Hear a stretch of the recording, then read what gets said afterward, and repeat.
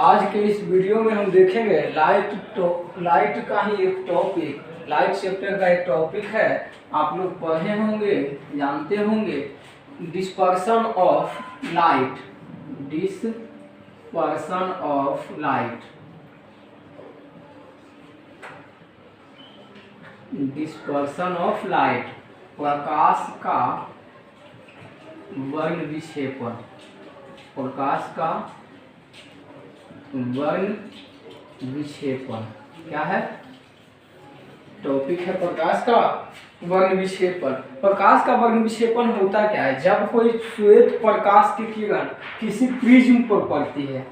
अब प्रिज्म आता है एक नया वर्ड, तो पहले देखते हैं प्रिज्म के बारे में। पहले किसके बारे में? प्रिज्म के बारे में देखते हैं। तो प्रिज्म एक क्या होता है? एक पारदर्शी माध्यम होता है। प्रिज्म एक पारदर्शी माध्यम होता है जिसका क्या होता है कि प्रिज्म एक पारदर्शी माध्यम होता है जिस पर प्रकाश की किरणें एक सतह पर पड़ती है और दूसरा सतह क्या होता है? मान लीजिए कि प्रकाश की किरण आया, इस पे पड़ा, इसके अंदर गया, तो पड़ने वाली जिस सतह पर पड़ती है और जिस सतह से निकलती है, जब कोई प्रकाश की किरण प्रिज्म के जिस सतह पर पड़ती है और जिस सतह से निकलती है, वो एक दूसरे के समानांतर नहीं होना चाहिए। क्या नहीं होना चाहिए? एक दूसरे के समांतर नहीं होना चाहिए। कहने का मतलब एक दूसरे के समांतर इसको कहेंगे या फिर समांतर इसको कहेंगे। एक दूसरे के समांतर नहीं होना चाहिए, वो प्रिज्म कहलाता है। प्रिज्म क्या होता है? प्रिज्म एक पारदर्शी माध्यम होता है जिसमें प्रकाश की किरणें जिस सतह पर पड़ती है और जिस सतह से निकलती है वो एक दूसरे के समांतर नहीं होना चाहिए। इसको ये क्या है? एक दूसरे के समांतर नहीं है, कट जा रहा है, तो ये क्या कहलाएगा? प्रिज्म कहलाएगा। ये प्रिज्म होगा। और ये मान लेते हैं कि ये कोई है, तो इसमें क्या है? मान लेते हैं कि प्रकाश की किरण इस पर पड़ा और इससे निकला, तो क्या है? एक दूसरे के समांतर है ना, तो एक दूसरे के समांतर रहेगा तो प्रिज्म नहीं होगा। तो ये हमारा प्रिज्म नहीं है। क्या? प्रिज्म नहीं है। तो प्रिज्म क्या होता है? प्रिज्म एक पारदर्शी माध्यम होता है जिस पर क्या होता है? प्रकाश की किरणें जिस सतह पर पड़ती है और जिस सतह से निकलती है वे एक दूसरे के समांतर नहीं होना चाहिए। तो हम देख रहे थे वर्ण विक्षेपण, जिसमें प्रिज्म आया, तो प्रिज्म के बारे में थोड़ा सा हम बता दिए। तो वर्ण विक्षेपण होता क्या है कि जब कोई प्रकाश की श्वेत किरणें किसी प्रिज्म पर पड़ती है, मान लेते हैं कि ये क्या है? प्रिज्म है। ये प्रिज्म बहुत सतहों से घिरा होता है। यहाँ पे तीन ही हम ले रहे हैं, बहुत सतहों से घिरा होता है, तीन ही ले रहे हैं। और उसका जिस सतह पर पड़ती है और जिससे निकलती है दूसरे के समांतर नहीं होना चाहिए। और प्रिज्म एक पारदर्शी माध्यम होता है। तो इसमें कहते क्या है कि जब कोई श्वेत प्रकाश की किरणें, मान लेते हैं श्वेत प्रकाश इस पे पड़ा, किसी प्रिज्म पे पड़ता है, प्रिज्म पे पड़ा, प्रिज्म पे पड़ने के बाद क्या होता है? यह 7 रंगों में विभक्त हो जाता है। क्या हो जाता है? 7 रंगों में विभक्त हो जाता है। यह घटना क्या कहलाता है? वर्ण विक्षेपण कहलाता है। कितने रंगों में विभक्त होता है? तो 7 रंगों। मान लेते हैं कि जाना इसको ऐसे चाहिए था, जाना इसको ऐसे था, लेकिन ये क्या हो जाता है? विरल माध्यम से सघन माध्यम में जाता है तो थोड़ा क्या हो जाता है? झुक जाता है। तो 7 रंगों में विभक्त होगा। तो ये दूसरा हुआ, ये तीसरा हुआ, ये चौथा, तो एक ऊपर ही ले लीजिए पांचवा, और ये छठा, और ये 7वां ले लेते हैं। क्या ले लेते हैं? 7वां ले लेते हैं। तो ये जो हमारा होता है, यहाँ पे एक पर्दा लगा हुआ होता है। क्या होता है? पर्दा लगा हुआ होता है। मान लेते हैं कि ये हमारा क्या है? पर्दा लगा हुआ है। इसे वर्णपट भी कहते हैं या पर्दा बोलते हैं। तो यहाँ पे इसका जो 7 रंगों का कलर का जो ये व्यवस्थित होता है, बै नी या हपी नाला के क्रम में होता है। 7 रंग का जो क्रम होता है क्या चीज में होता है? बै नी या हपी नाला के रूप में होता है। तो ये होता क्या है? वर्ण विक्षेपण। जब कोई प्रकाश की श्वेत किरणें किसी प्रिज्म पर पड़ती है तो प्रिज्म पर पड़ने के बाद यह 7 रंगों में क्या हो जाती है? विभक्त हो जाती है। यह घटना, विभक्त होने की यह घटना क्या कहलाती है? प्रकाश का वर्ण विक्षेपण कहलाती है। प्रकाश के वर्ण विक्षेपण में जो रंगों का क्रम होता है, ये 7 रंगों का जो क्रम होता है, बै नी या हपी नाला के रूप में होता है, जिसे इंग्लिश में विबग्योर कहते हैं। क्या कहते हैं? विबग्योर कहते हैं। ठीक है। तो बै नी या हपी नाला नीचे से ऊपर की ओर व्यवस्थित रहता है। कहाँ से? नीचे की ऊपर की ओर। बै नी आ पी ना ला। अंग्रेजी में बोलेंगे तो क्या बोलेंगे? VBIGYOR, भिवगियोर बोलेंगे। इंग्लिश में बोलेंगे तो भिवगियोर बोलेंगे, और हिंदी में बोलेंगे तो बै नी या हपी नाला के क्रम में व्यवस्थित होता है, व्यवस्थित होता है। तो इसमें बै का मतलब होता है बैगनी, भी से इंग्लिश सबका लिख देते हैं, वायलेट होता है। बी से ब्लू हुआ, BLUE ब्लू, ब्लू मतलब आप लोग जानते होंगे नीला। आई से इंडिगो, इंडिगो माने आसमानी, इंडिगो। और जी से आप लोग जानते होंगे ग्रीन, ग्रीन मतलब हरा। और बाई से येलो, BYELLOW येलो। और ओ से क्या होता है? ऑरेंज होता है। क्या होता है? ऑरेंज होता है। आर से रेड होता है। तो जैसा कि आप लोग जानते होंगे कि तिरंगधारी की बात करें तो लाल रंग का तिरंगधारी सबसे ज्यादा होता है, लाल का ज्यादा होता है, उससे कम ऑरेंज का, उससे कम येलो का, उससे कम ग्रीन का, उससे कम इंडिगो का, उससे कम ब्लू का, उससे कम वायलेट का। तो यहाँ पे तिरंगधारी का क्रम की बात करें, क्या चीज? ये घटना तो पहले वर्ण विक्षेपण कहलाएगा। क्या कहलाएगा? 7 रंगों में विभक्त होने की घटना क्या कहलाएगा? वर्ण विक्षेपण, वर्ण विक्षेपण कहलाएगा। ठीक है। वर्ण विक्षेपण में तिरंगधारी सबसे ज्यादा लाल का होता है। तो अगर तिरंगधारी का क्रम देखें, किसका? तिरंगधारी का क्रम, तिरंगधारी का क्रम मतलब ऑर्डर, ऑर्डर देखें तो सबसे ज्यादा रेड का, उससे कम किसका? ऑरेंज का, उससे कम किसका? येलो का, उससे कम किसका? ग्रीन का, उससे कम किसका? इंडिगो यानी कि आसमानी का, और उससे कम किसका? ब्लू का, और उससे कम किसका? भी का यानी कि वायलेट यानी कि बैगनी का। ये होता है लाल का तिरंगधारी। किसका? लाल का तिरंगधारी सबसे ज्यादा। अगर सबसे ज्यादा तिरंगधारी की बात करें, क्या? मैक्सिमम तिरंगधारी किसका होगा? रेड का, मैक्सिमम तिरंगधारी। अगर मिनिमम की बात करें, मिनिमम मतलब कम, कम तिरंगधारी की बात करें तो कम तिरंगधारी सबसे ज्यादा लास्ट में कौन है? वायलेट। तो वायलेट यानी कि बैगनी का होगा। किसका होगा? बैगनी का सबसे कम तिरंगधारी होगा। उसके बाद अगर तिरंगधारी के बाद विचलन की बात करें, किसका? विचलन की, अंग्रेजी में इसको डेविएशन बोलते हैं। क्या बोलते हैं? डेविएशन बोलते हैं। विचलन जो हमारा होता है, विचलन क्या होता है? विचलन होता है कि 7 रंगों में जो विभक्त हुआ तो यहाँ से सबसे ज्यादा कौन झुका हुआ है, उसका विचलन ज्यादा। यानी कि विचलन को दूसरे शब्दों में कह सकते हैं झुकाव। जितना ज्यादा झुकल है उतना ज्यादा उसका विचलन कोण होगा। क्या होगा? विचलन को डेल से सूचित करते हैं। क्या चीज से सूचित करते हैं? डेल से सूचित करते हैं। तो विचलन सबसे ज्यादा यानी कि सबसे ज्यादा झुकल कौन है? बैगनी। तो सबसे ज्यादा विचलन किसका होगा?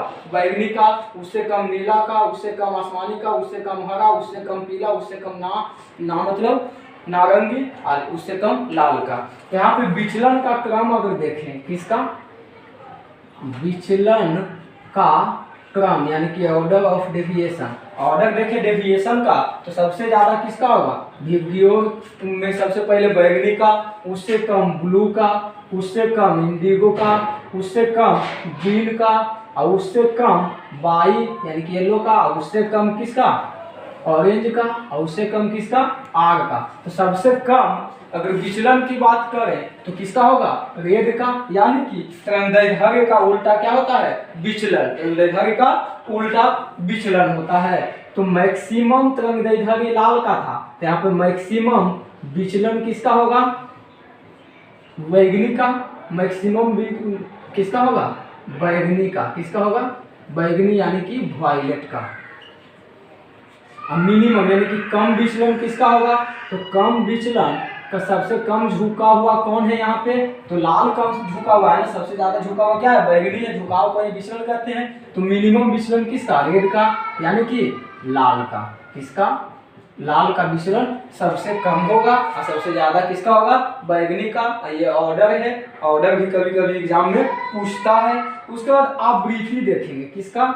आवृत्ति देखेंगे। आवृत्ति का ऑर्डर, आवृत्ति का ऑर्डर तिरंगधारी के उल्टा ही होता है लेकिन विचलन के सेम चलता है। तो आवृत्ति का क्रम देखो, आवृत्ति का क्रम, आवृत्ति का क्रम जो होता है विबग्योर में सबसे ज्यादा आवृत्ति होता है बैगनी का, उससे कम ब्लू का, यानी कि आवृत्ति का क्रम विचलन के क्रम के सेम होगा।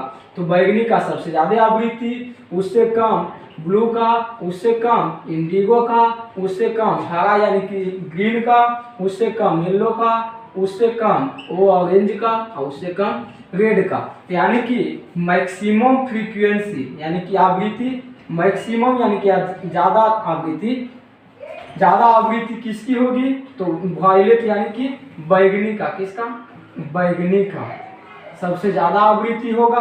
अब मिनिमम आवृत्ति की बात करें, मिनिमम आवृत्ति की बात करें तो क्या हो जाएगा? रेड। रेड मतलब क्या? लाल का। तो तरंगदैर्ध्य का उल्टा चलेगा कौन कौन? विचलन भी चलेगा और आवृत्ति भी चलेगा। ये ऑर्डर हमेशा पूछा जाता है, तो इसीलिए याद रखिएगा कि तरंगदैर्ध्य सबसे ज्यादा लाल का और सबसे कम बैगनी का, विचलन सबसे ज्यादा बैगनी का और सबसे कम लाल का, आवृत्ति सबसे ज्यादा बैगनी का और सबसे कम लाल का, रेड का। तो ये था हमारा प्रकाश का वर्ण विक्षेपण। क्या था?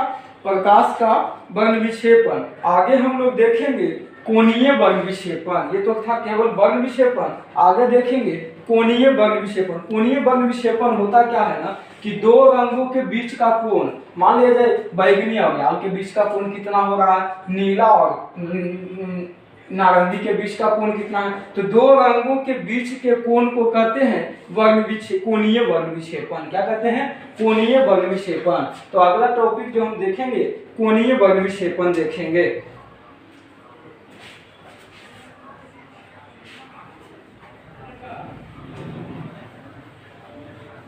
अगला टॉपिक देखेंगे कोणीय वर्ण विक्षेपण।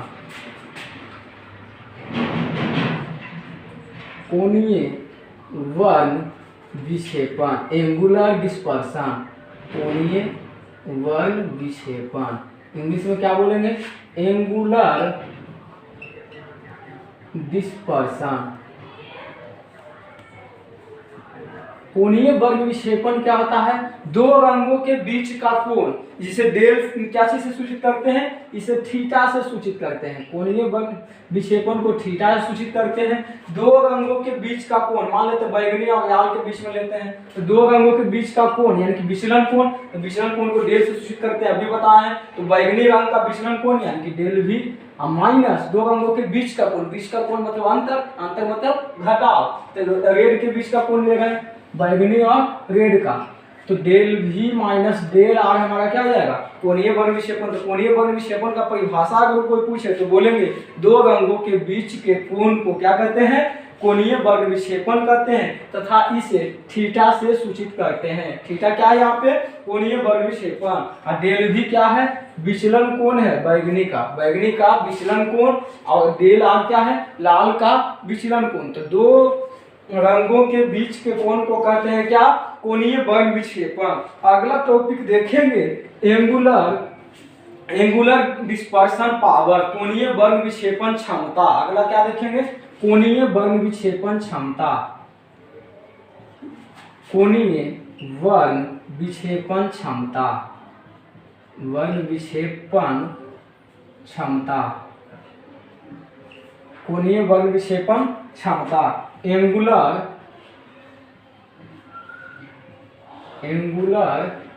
Dispersion power, angular dispersion power. ये क्या होता है? एंगुलर डिस्पर्सन पावर की बात करें तो ये होता है कोणीय वर्ण विक्षेपण और विचलन के बीच के अनुपात को कहते हैं तथा इसे ओमेगा से सूचित करते हैं। क्या चीज से सूचित करते हैं?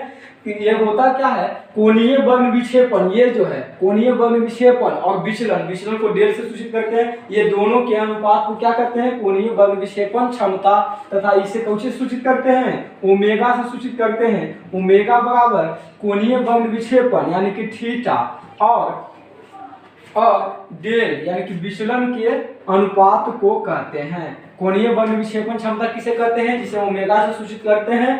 कोणीय वर्ण विक्षेपण और विचलन के अनुपात को क्या कहते हैं? कोणीय वर्ण विक्षेपण क्षमता। यह है कोणीय वर्ण विक्षेपण क्षमता ओमेगा, कोणीय वर्ण विक्षेपण क्षमता है, कोणीय वर्ग विक्षेपण क्षमता। थीटा है कोणीय वर्ग विक्षेपण, क्या है, कोणीय वर्ग विक्षेपण। कोणीय वर्ग विक्षेपण डेल क्या है, विचलन। तो कोणीय वर्ग विक्षेपण क्षमता हमारे क्या है, कोणीय वर्ग विक्षेपण और विचलन के अनुपात को हम कोणीय वर्ग विक्षेपण क्षमता कहते हैं तथा इसे ओमेगा से सूचित करते हैं और यह इस प्रकार परिभाषित है, इस प्रकार से इसको लिखते हैं। ये इसका क्या होता है, फॉर्मूला होता है। आया समझ में। तो ये है कोणीय वर्ग विक्षेपण। तो देखिए अभी तक हम लोग क्या क्या कि वर्ग विक्षेपण क्या होता है, जब कोई श्वेत प्रकाश की किरणें, ये प्रकाश की किरण है, प्रकाश की किरण है जो कि कैसा है, श्वेत है, क्या है, श्वेत प्रकाश की किरणें किसी प्रिज्म पर पड़ती है तो 7 रंगों में विभक्त होती है। 7 रंगों में विभक्त होने की यह घटना वर्ग विक्षेपण कहलाती है। वर्ग विक्षेपण में 7 कलर निकलता है, बैगनी या हल्की नाला के क्रम में होता है, जो कि नीचे से ऊपर की ओर व्यवस्थित होता है। कहाँ से, नीचे से ऊपर की ओर व्यवस्थित रहता है। रंगधारी सबसे ज्यादा लाल का, सबसे कम बैगनी का। विचलन और आवृत्ति किसका, विचलन और आवृत्ति सेम होता है, सबसे ज्यादा किसका, बैगनी का, सबसे कम लाल का। तो विचलन मतलब झुकाव, कितना झुका हुआ है, और उसी के सेम जस्ट चलता है किसका, आवृत्ति चलता है, फ्रीक्वेंसी चलता है। तो ये देखिए एंगुलर डिस्पर्सन, देखिए एंगुलर डिस्पर्सन, दो रंगों के बीच का कोण हमारा एंगुलर डिस्पर्सन कहलाता है, कोणीय वर्ग विक्षेपण कहलाता है। कोणीय वर्ग विक्षेपण क्षमता, कोणीय वर्ग विक्षेपण और विचलन के अनुपात को कहते हैं। ये देखिए उसके बाद हम लोग देखेंगे प्रकाश का प्रकीर्णन, स्कैटरिंग ऑफ लाइट। अगला जो देखेंगे प्रकाश का प्रकीर्णन,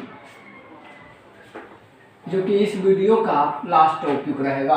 प्रकाश का वर्ग विक्षेपण,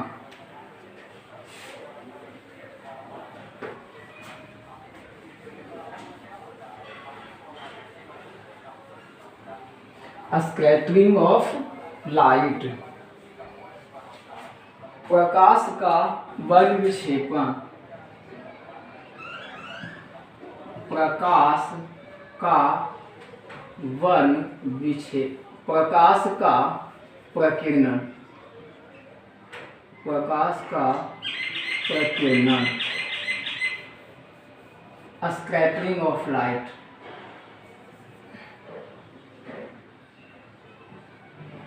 स्कैटरिंग ऑफ लाइट, प्रकाश का प्रकीर्णन। प्रकाश का प्रकीर्णन क्या होता है, जब माध्यम के कण पर जब कोई प्रकाश की किरण पड़ती है तो किरण के द्वारा कुछ मात्रा जो प्रकाश की किरण का आता है, कि मान लेते हैं कि कोई माध्यम हवा है, ठीक है। हवा में तो आप लोग देखते होंगे कि कण भी रहते हैं, धूल कण उड़ते रहते हैं। जैसे कैसे कहाँ देखेंगे अपनी लाइफ में, तो छप्पर वाला जिसका घर होगा या फिर घर में कहीं पे एक छोटा सा छेद होगा, उससे जो लाइट हमारा लंबा सा आते रहता है, उसमें कभी गौर कीजिएगा, देखिएगा कि उसमें छोटा छोटा धूल कण दिखाई देगा। वो जो माध्यम के कण वही होता है। माध्यम यहाँ पे मान लेते हैं हवा ले लेते हैं, उसके कण जो ऐसे फैले रहते हैं लंबे सा, जो छोटा सा छिद्र रहेगा उसके द्वारा जो लाइट आता है घर में, उसमें देखिएगा छोटा छोटा धूल कण उड़ते रहेंगे, वही माध्यम के कण होता है। माध्यम के कण को जब मान लीजिए प्रकाश की किरण इस पर पड़ती है तो प्रकाश की किरण कुछ मात्रा कण के द्वारा अवशोषित कर लिया जाता है। क्या कर लिया जाता है, अवशोषित कर लिया जाता है। और कुछ को क्या कर देता है, सभी दिशा में फैला देता है। कुछ किरण को क्या करता है, सभी दिशा में फैला देता है, उत्सर्जित कर देता है। उत्सर्जित करना मतलब फैला देता है। तो प्रकाश का प्रकीर्णन होता क्या है, जब माध्यम के कण पर प्रकाश की किरण पड़ती है, यानी कि जब किसी कण पे प्रकाश की किरण पड़ती है तो उस कण के द्वारा कुछ प्रकाश की किरण की मात्रा को अवशोषित कर दिया जाता है और कुछ सभी दिशा में उत्सर्जित कर दिया जाता है। क्या कर दिया जाता है, उत्सर्जित कर दिया जाता है, यानी कि फैला दिया जाता है। तो उत्सर्जित या अवशोषण की यह प्रक्रिया हमारा क्या कहलाता है, प्रकाश का प्रकीर्णन कहलाता है। उत्सर्जित मतलब चारों दिशा में फैला देना, अवशोषित मतलब वहीं पे अवशोषित हो गया, वहां से आगे नहीं बढ़ेगा। तो जब माध्यम के कण पे यानी कि हवा में जो धूल कण उड़ते रहते हैं उस पर प्रकाश की किरण पड़ती है, तो पड़ने के बाद वहीं पे कुछ अवशोषित हो जाती है और कुछ सभी दिशा में उत्सर्जित हो जाती है, यानी फैला दिया जाता है। वह क्या कहलाता है, उत्सर्जित और अवशोषण की प्रक्रिया क्या कहलाती है, प्रकाश का प्रकीर्णन। तो उम्मीद करते हैं प्रकाश का प्रकीर्णन समझ में आ गया होगा। तो क्या माध्यम का कण समझ में आ गया कि घर में भी देखते होंगे कि छप्पर वाला घर हो, खपरा वाला जिसमें होता है, तो उसमें देखिएगा कि प्रकाश की किरण छोटा छेद रहता है, उसमें आते रहता है, उसमें देखिएगा धूल कण उठते रहता है, वही माध्यम का कण, वह हवा में माध्यम का कण। तो आज क्या क्या देखे हम, प्रकाश का वर्ण विक्षेपण, और देखे हम क्या, प्रकाश का वर्ण विक्षेपण देखे, कोणीय वर्ण विक्षेपण देखे, उसके बाद कोणीय वर्ण विक्षेपण क्षमता देखे, प्रकाश का प्रकीर्णन देखे। तो उम्मीद करते हैं अच्छा लगा होगा, तो लाइक करें, सब्सक्राइब करें, शेयर भी करें। तो आज के लिए वीडियो में इतना ही। Thank you.